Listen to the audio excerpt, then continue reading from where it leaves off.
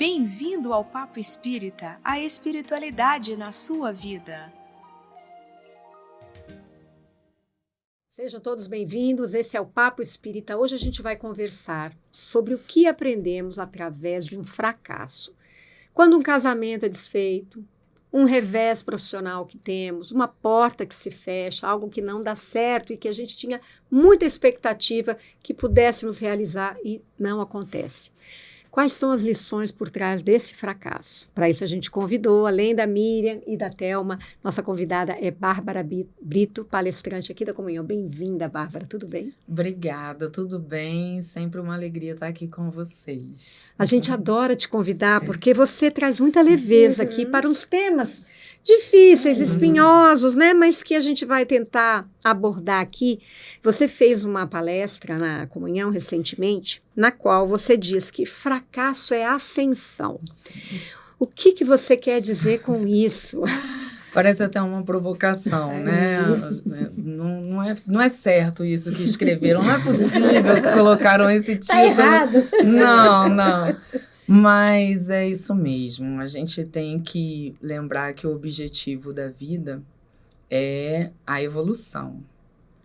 E que tudo o que acontece na vida física, no mundo, né, físico, vem colaborar com a evolução.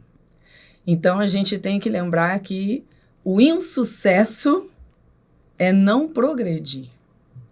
Não é não conseguir qualquer coisa no mundo. Independente das experiências, do que a gente está buscando, do que a gente quer, do que a gente está fazendo, ao desencarnar, em qualquer fase da vida, ao desencarnar, o insucesso vai ser não ter mudado, não ter progredido. Portanto, qualquer coisa que aconteça nesse mundo vem como educativa, como direcionamento para evoluirmos. Por isso que o fracasso é uma ascensão, já que ele representa correção de rumo. O que é o fracasso, né? A gente pode olhar sob duas óticas. O fracasso da vida espiritual é não progredir. Mas o fracasso que nós estamos falando aqui é sob a ótica da vida na matéria, em que a gente coloca metas. É isso, eu sou ensinado a isso, né? Eu quero casar, eu quero construir um relacionamento bacana, ou eu quero ter uma profissão assim, ou eu quero ter um filho, ou eu quero morar no exterior, ou eu quero... Enfim, oportunidades que somente a vida física nos oferta. E tá tudo bem, porque é através do desejo que a gente age, que a gente vive, que a gente dá passos. Mas é através dos passos que Deus nos ensina. Então, o insucesso, a porta fechada, o não, né, e que nós denominamos fracasso, porque eu não consegui alcançar meu planejamento aqui na Terra, é Deus dizendo, opa, filho, aqui não, vira aqui, né, porque esse caminho vai te pôr em prejuízo, ou você não está pronto para viver esse caminho.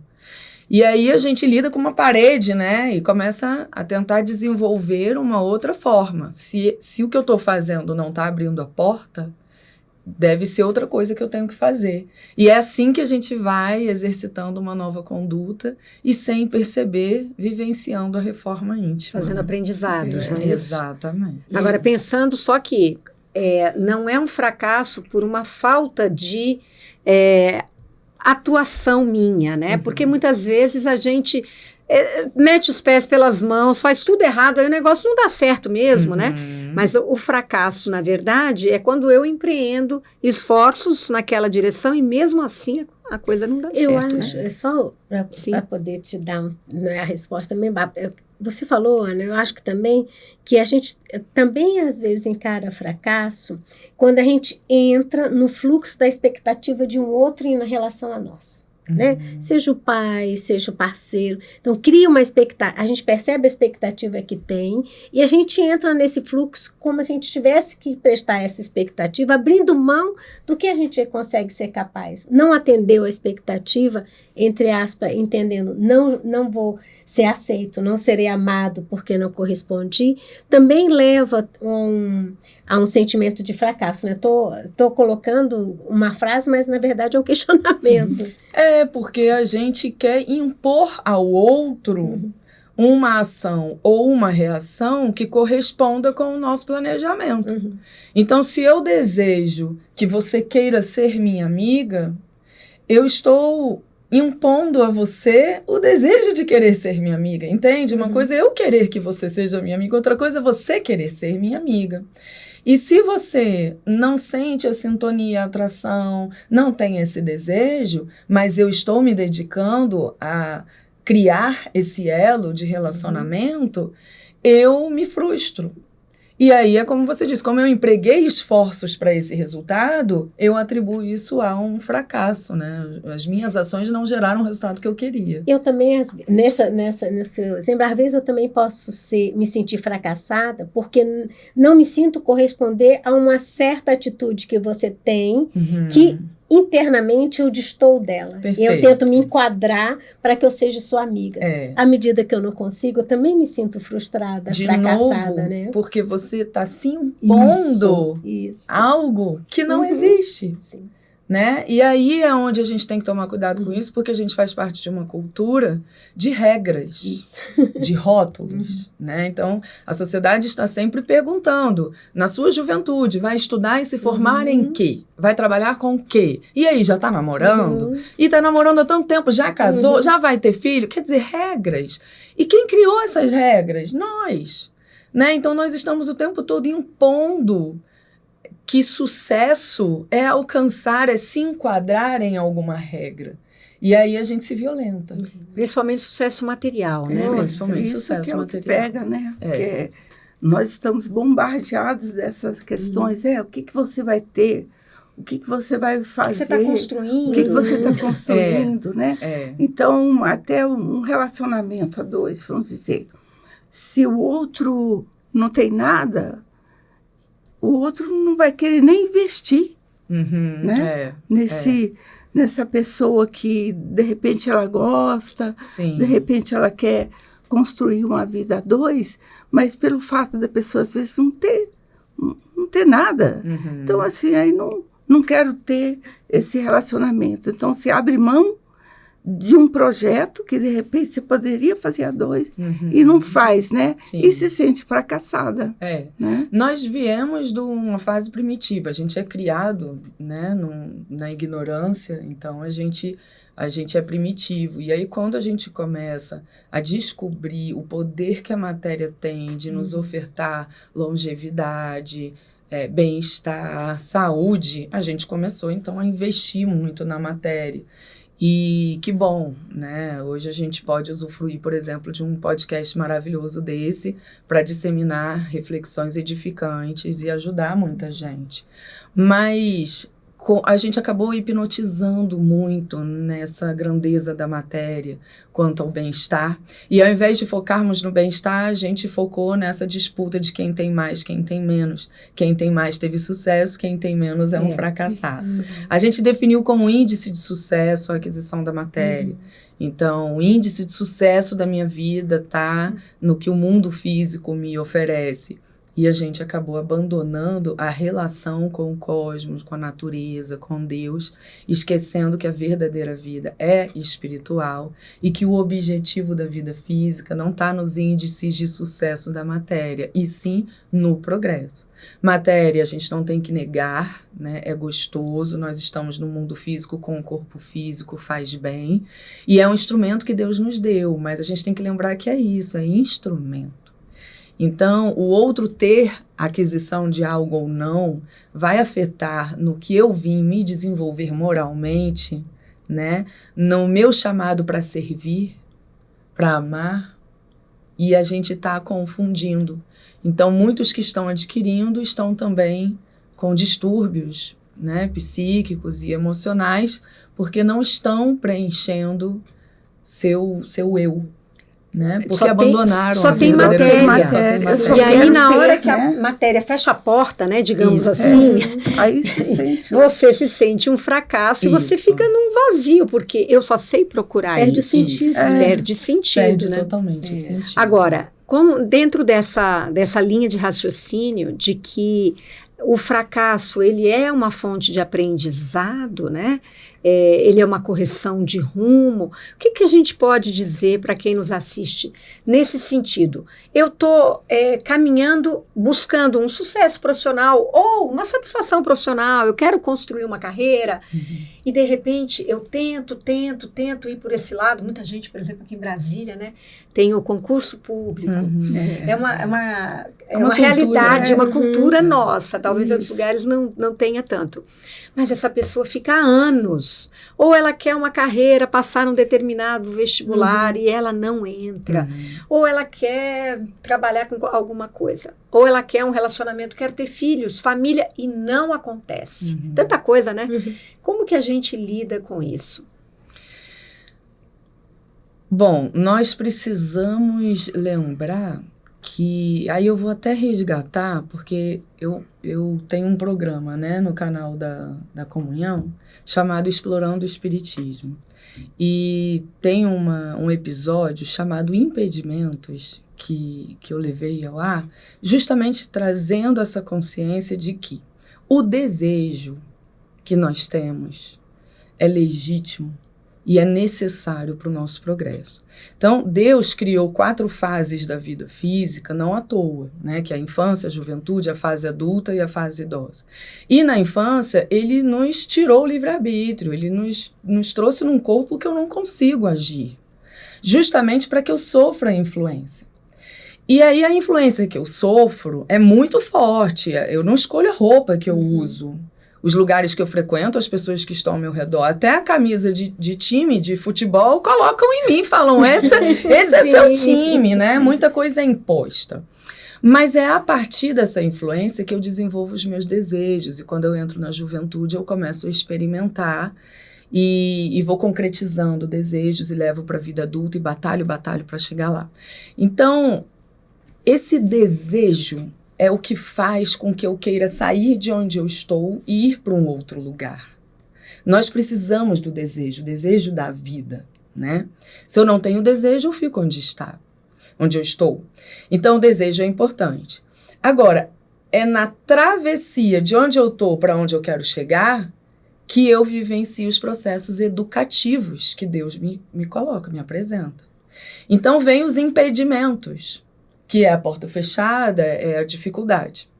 E aí, à medida que eu, tô com essa porta fechada aqui, se o que eu tô fazendo não tá gerando resultado, eu vou tentar de outra forma, tudo isso vai despertando uma nova inteligência e novas habilidades.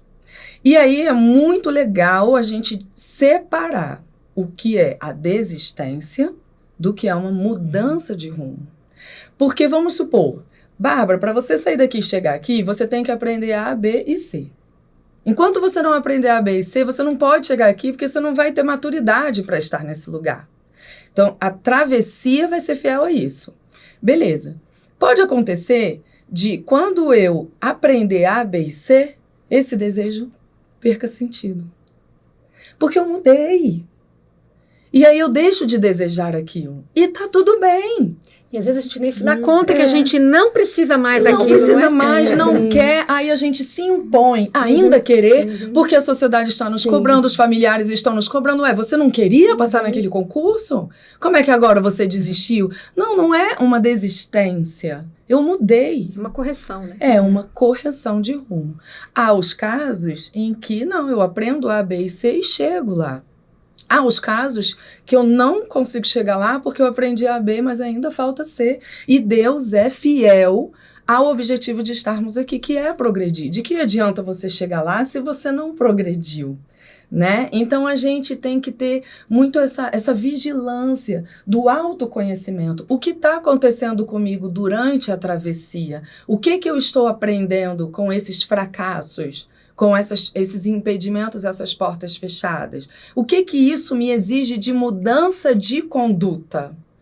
E aí, o resto vai ser consequência.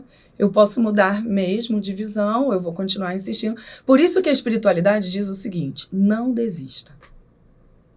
Quando você mudar de desejo, vai ser natural.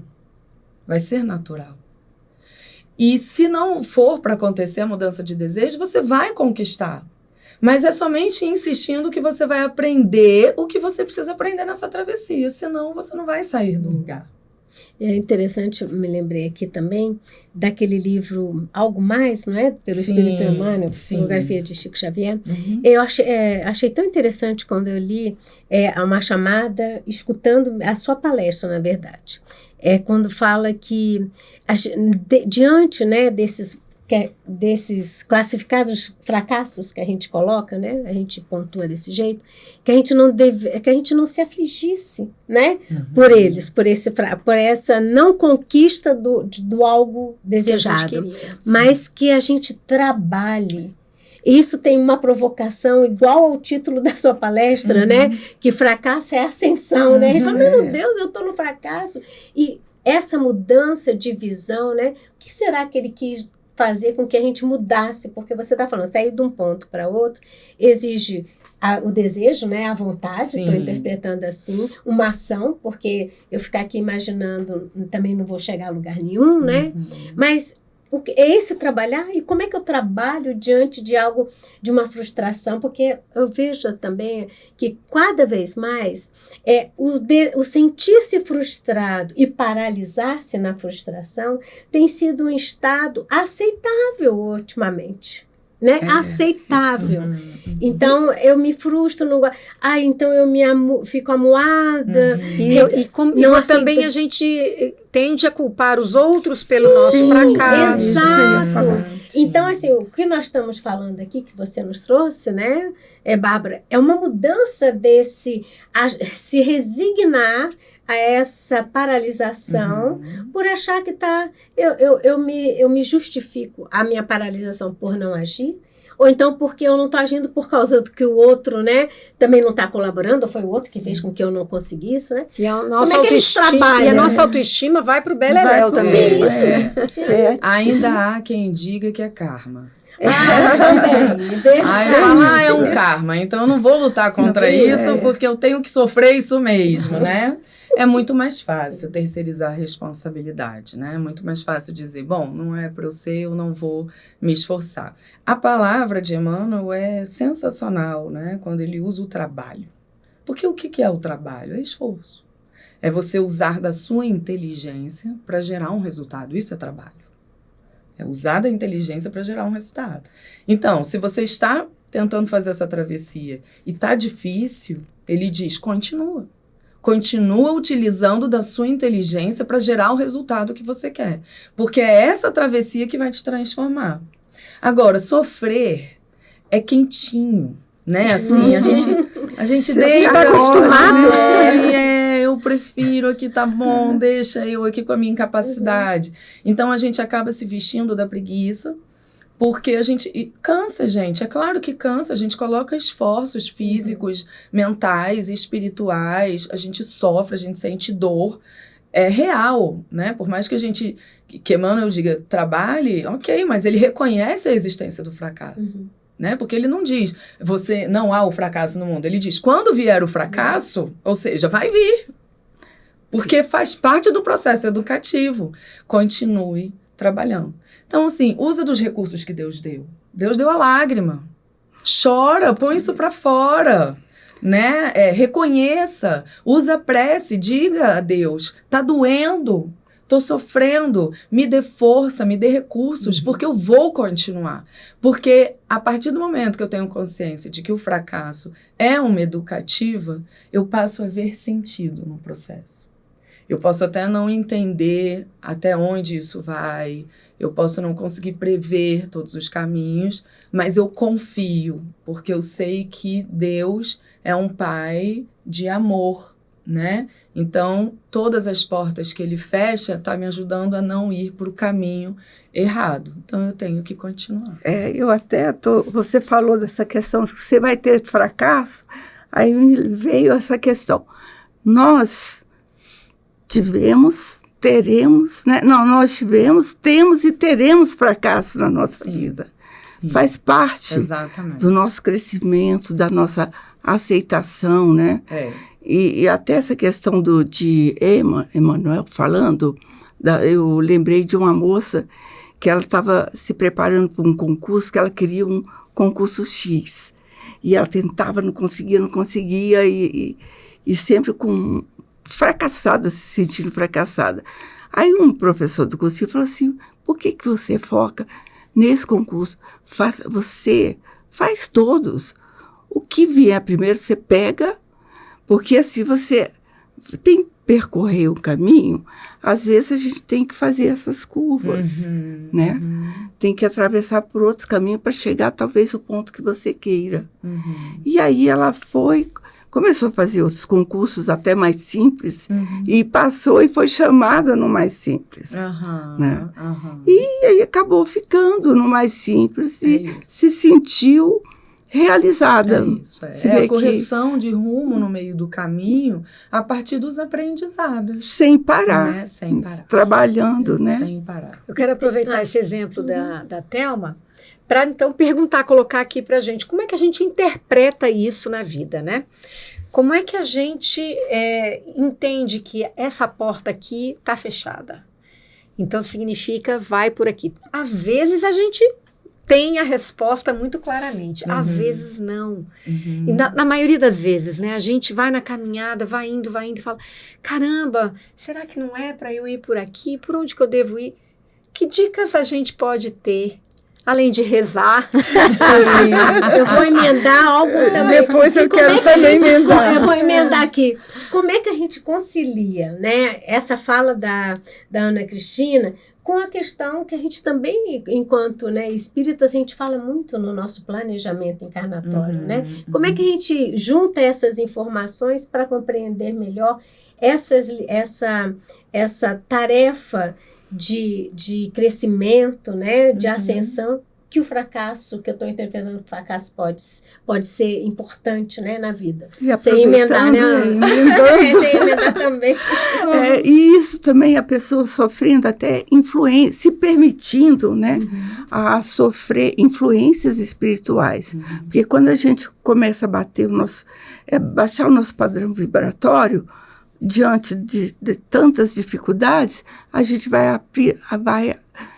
abrindo campo para, né, estimular mais ainda, ficar tentando, mas alimentando o fracasso. Amiguinhos que podem estar dizendo, tá vendo? Você não serve para nada. Eu até mudaria o nome do programa hoje para Papo com as Controladoras. Porque todas as falas trazem isso, né? Como ter conhecimento do que a gente não tem. Isso. Como controlar os caminhos para eu não errar. Isso traz como centro o medo. A gente tem tanto medo de errar porque a gente nos impõe um índice de sucesso também. O espírita se cobra muito. Ora, agora eu sei que eu vim para evoluir, eu tenho que evoluir, né? E aí a gente quer se impor uma evolução que não é fluida, não é natural, não é conquistada. A gente impõe regras de fora para dentro, mas a transformação é de dentro para fora, é uma conquista. Então, assim, como saber que não é por aqui ou é por ali? Aí vem se eu não me engano, é o livro Ser Consciente, de Joana de Ângeles. Vocês vão saber que vocês são estudantes aí da autora, em que ela diz o seguinte, a gente não tem que saber, a gente tem que confiar, né? Então ela diz, continua seguindo em frente, confiando em Deus, mesmo que você não compreenda. Porque a gente quer compreender os caminhos, sendo que nós somos ignorantes. Quer dizer, a gente está nesse caminho novo porque a gente não sabe mesmo. Se a gente soubesse, a gente viveria mais do mesmo. Eu já domino, eu já sei lidar, eu já sei o que fazer e o que não fazer. Mas o despertar da nova inteligência é ser levado a um caminho desconhecido. Então, a gente tem que começar aceitando a falta de conhecimento. Eu não sei. E como eu devo lidar com isso? Vivendo o agora. A gente só tem o agora. O nosso livre-arbítrio não atua nem no ontem, porque já foi, e nem no amanhã. Eu só consigo atuar agora. Eu lembro uma vez que eu fui sequestrada. E a gente sempre tem esses diálogos, principalmente quando o jovem vê as notícias. Porque se um dia acontecer comigo, eu vou agir assim, eu vou agir assado. A gente planeja, né? A gente planeja. E quando aconteceu, eu agi de uma forma totalmente diferente de que um dia eu imaginei.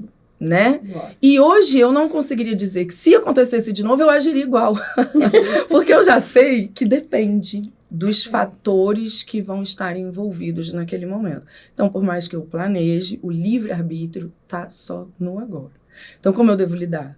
Vivendo a experiência e refletindo sobre o que essa experiência está me pedindo de conduta. Como eu devo lidar agora com essa situação, de forma que favoreça a resolutiva, que favoreça o alcance do desejo que eu tanto quero. E aí o aprendizado vai ser fluido, vai ser orgânico, vai ser natural. Quando eu perceber, eu olho para trás e falo, eu mudei. Caramba, eu mudei. E aí, com essa tua dica, a gente sai daquele diálogo mental de que eu tinha que ter feito isso, eu errei aquilo, eu não podia ter falado aquilo, e aí eu venho para um outro fluxo que é, bom, isso aqui já foi, eu já fiz, o que eu tenho que aprender com o que aconteceu, né? Perfeito, é isso. O que eu tenho a aprender com o que aconteceu? Pegar isso, olhar para o agora e falar, e agora como eu vou agir com esse novo conhecimento, né? E vamos crescendo, vamos nos reformando. A palavra que está aqui rondando em minha cabeça, né? O monólogo, né? Fracasso é sinônimo de controle não realizado. Porque se eu não Excelente, olha porque que legal. Se eu não faço, eu só quero controlar, porque a gente é programado para o controle. A gente planeja e acha que mesmo planejando a gente tem o controle. Esse exemplo foi ótimo. Sim. Então, o fracasso é o meu planejamento, aquele meu controle não alcançado. Porque a gente quer controlar exatamente tudo. E a gente tem uma cobrança social enorme. Então, se um casamento deu errado, todo mundo acha, esse casamento fracassou. Não é? Gente, ele pode ter sido ótimo até um tempo que não era mais bom. E ficou tão ruim que era melhor separar. Quem é que pensa assim? Não, e é interessante, né, que você está falando, porque diante dessa situação é difícil os pares que se separaram, olhar para esse relacionamento enxergando as coisas boas que aconteceram e fixa exatamente no fracasso entre aspas. Existe um instinto nosso, né? Porque assim, no reino animal, o que traz a sobrevivência para o animal? É o foco no problema, né? No reino animal, o animal está sempre buscando ameaças para sobreviver. Então, a gente traz esse instinto com a gente, né? Quando a gente lê sobre a lei de conservação no Livro dos Espíritos, a gente entende também isso, a gente busca a nossa sobrevivência. Então, a gente foca muito ainda no problema, né? E não percebe os benefícios que estão envolvidos naquela frustração, naquela dor ou no insucesso de um planejamento, em que aquelas ações não trouxeram o sucesso do resultado que eu imaginei, mas trouxeram outros ganhos, outros benefícios, que se eu conseguir perceber, é onde tudo faz sentido. E aí eu continuo motivada, falando, poxa, vamos lá então, né? Se veio isso, agora eu quero mudar o planejamento. E é legal você trazer isso, porque no mundo corporativo, existe uma disciplina chamada gestão de projetos, que é justamente para a gente prever riscos, prever os recursos que vão precisar usar, cronograma, cenário, tudo. Mas tem um jargão no meio corporativo que diz o seguinte, o planejamento de projeto é feito para não se cumprir. Por quê? Porque quando eu planejei, eu somente pude considerar os fatores do meu conhecimento. Mas quando a gente começa, né, a dar os passos, se apresentam outros fatores para que... E aí a gente vai ter que lidar com isso. Então, criou-se a disciplina gestão de risco para tentar controlar ao máximo tudo que pode acontecer. E ainda assim acontecem coisas que a gente não previu. Aí trouxe a disciplina de gestão de mudança, que é você aceitar que vão haver mudanças. E aí você aprender a lidar com elas. E mudou. Tem uma parede aqui que eu não tinha previsto. E agora? Eu posso parar e tem uma parede e ficar parada, ou eu posso refazer o plano de ação e vamos lá. E aí eu vou tirando lições aprendidas. Adaptabilidade. Essa é a questão de maturidade, né? De cada um, né? Agora, e eu lembrei agora que tem muitos pais que não querem que seus filhos se frustrem. Sim. Não é? Meu Deus, como se quando uma coisa está errada com a criança, a gente tivesse que proteger aquela criança daquela situação que ela não queria viver e viveu, né? Eu já vi uma pessoa dizendo, não, eu não vou te dar um cachorrinho, porque um dia esse cachorrinho vai morrer. Como se morrer não fizesse parte da vida. Você pode ter 1000 motivos para não querer ter um cachorro, mas não porque ele vai morrer. Não acha? Senão é melhor nem encarnar, né? Porque tudo vai morrer. Então, uma plantinha pode ser que morra. Então, o que você vai, né? Como é que você pode viver numa redoma não querendo sofrer nenhuma frustração na vida? Então, eu acho que está tendo uma geração, pelo que a gente está vendo, com muita dificuldade, né? De lidar com as questões, quando a porta se fecha, você chega no mercado de trabalho e não é nada daquilo que você imaginava e você começa a se abalar com isso, né? É muito consequente das gerações que lutaram muito, né? Que batalharam muito, assim. Quando a gente assiste séries ou filmes que retratam a vida mais no passado, a gente vê como era trabalhoso, né? Esses dias eu estava vendo uma cena que eles estavam andando a cavalo e tudo mais, aí estava muito frio, eles iam dormir ali na floresta, e aí a mãe e o filho com muito frio, e aí o rapaz falou, não, então a gente faz um buraco, mas eles tinham cavalgado o dia todo, tentaram matar eles tentaram, e eu ali sentindo dores musculares, só de acompanhar o dia deles. Dando errado, né? E aí vamos fazer um buraco, esquentar as pedras no fogo, põe as pedras pra na aquecer. terra, aí coloca a terra por cima e vocês deitam em cima. Eu passaria frio, talvez, eu acho que estaria eu com tanta dor no corpo, eu ia morrer congelada. Então, assim, as gerações, né, anteriores vieram de muita luta, de muito esforço. E aí, o pai e a mãe que alcançaram um conforto através de muito esforço, tendem a projetar seus traumas e suas dores nos filhos. Então, ele quando vê o filho se frustrando, ele dói nele, né? E aí ele quer dar ao filho o que ele queria ter recebido, né? Que era o privilégio de não precisar vivenciar aquilo. E a gente está exagerando, né? Porque a gente está exatamente bloqueando deles o desenvolvimento da disposição de lidar com a natureza da vida.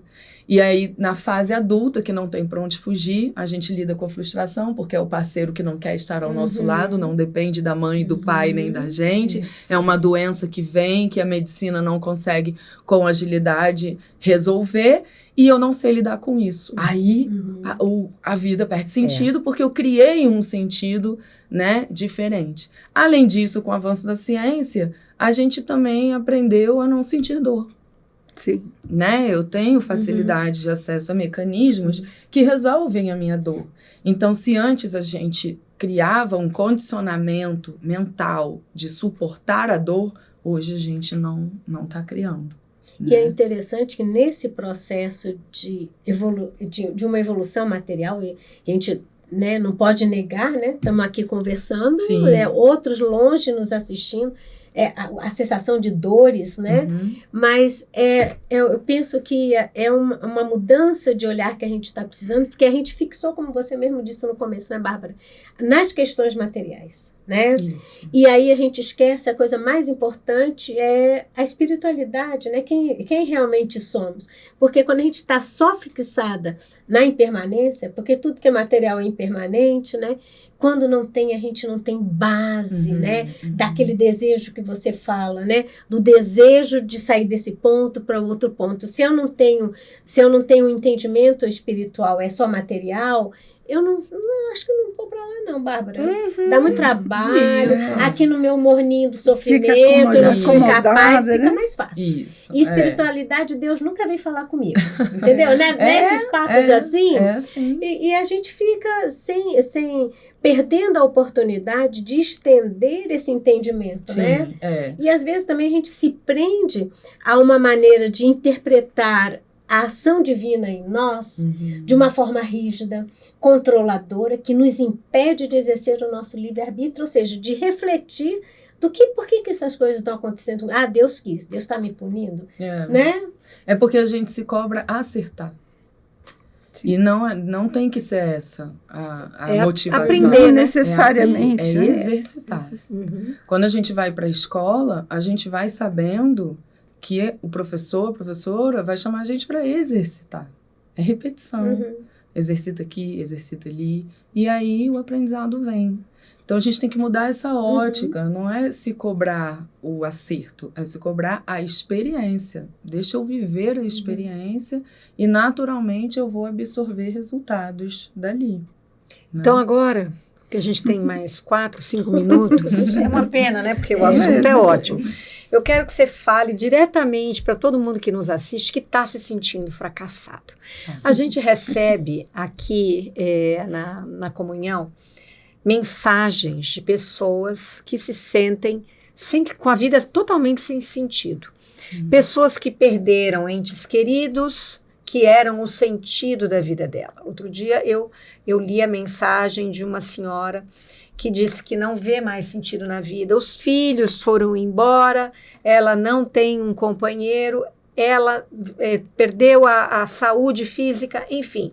Tem muita gente nessa situação e a pessoa tende a se sentir um fracasso, porque aquela vida de margarina, de comercial de margarina, não é a dela. Parece que está todo mundo com uma vida maravilhosa, menos eu. É sempre assim, né? Eu queria que você falasse para essas pessoas que sofrem com isso. Bom,